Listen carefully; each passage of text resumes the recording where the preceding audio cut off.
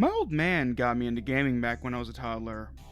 Things may be a bit different compared to the mid-90s, and I'm not just talking about the graphics. You see, my old man's changed a bit since then.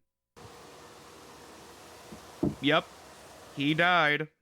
Vampire the Masquerade Bloodlines was released in 2004 after a bit of a rocky development.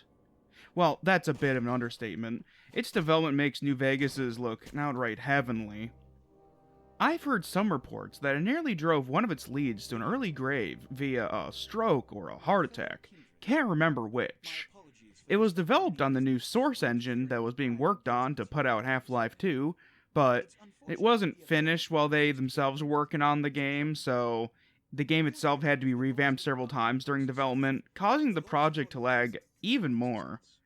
Eventually, they were running over budget, and with no end in sight, they were forced to just release it unfinished to lukewarm sales and even mixed responses from critics.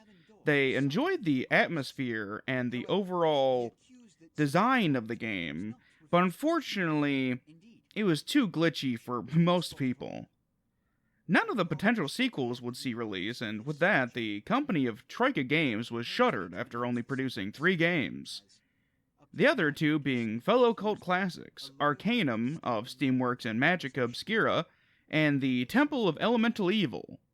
Bloodlines is a beloved game marred by glitches and poor performance that even after roughly 2 decades of fan patches, still doesn't hold up to games that don't just shit themselves at random.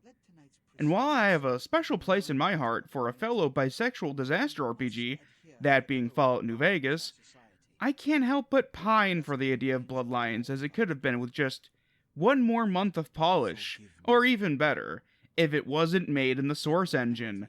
I don't care how many trans femmes try to gaslight me, no games made that engine feel good to me to play.